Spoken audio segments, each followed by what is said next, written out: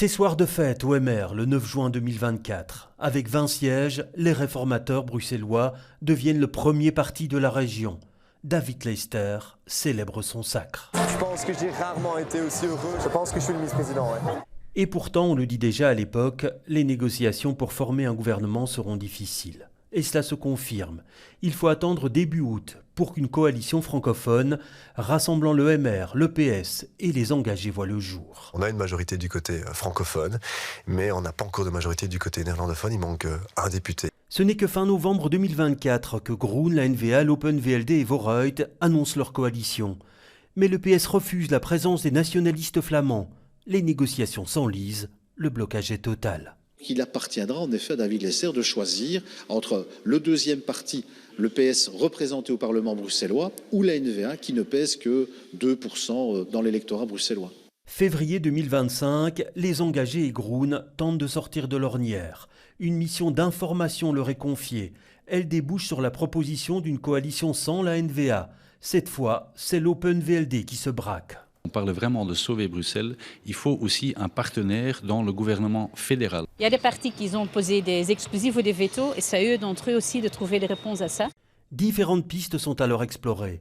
Un gouvernement minoritaire sans le PS, une coalition progressiste sans le MR, une proposition de gouvernement NVA compatible sans que ce parti soit effectivement représenté. Les tentatives s'enchaînent sans aboutir. On s'enfonce dans une crise qui touche lourdement le secteur associatif. Si on continue à fonctionner comme ça, sur l'ensemble de l'année 2025, il y aura des services qui vont devoir fermer. Aucune perspective à l'horizon. Et face à cette situation, le chef de file du MR finit par quitter le navire. Alors voilà, mes amis, je me retire du jeu. Je quitte la vie politique active, nationale et régionale, parce que continuer dans les conditions actuelles, ce serait trahir ce en quoi je crois. Le président Georges-Louis Boucher reprend alors les rênes, mais lui aussi fait chou blanc. Début décembre, Bruxelles bat le triste record de 541 jours sans gouvernement. Le monde associatif et économique s'associe pour lancer un appel aux responsables politiques. Il y a des décisions qui sont dures à prendre aujourd'hui pour avoir un budget et on ne les prend pas.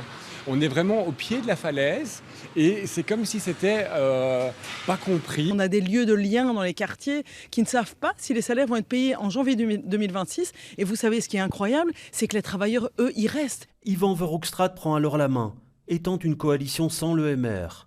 Georges-Louis Boucher fulmine. Elle ne respecte pas le résultat électoral en excluant la première formation politique francophone. Mais le président des engagés y croit, avance dans la mise en œuvre de cette coalition sans la NVA et sans majorité solide côté flamand, avant de lui aussi renoncer, lâché par les libéraux flamands. On est dans l'obligation d'acter qu'aujourd'hui, nous ne sommes pas dans la possibilité d'offrir une solution, et la solution que méritent les Bruxellois et les Bruxelloises. On passe le cap des 600 jours le 30 janvier.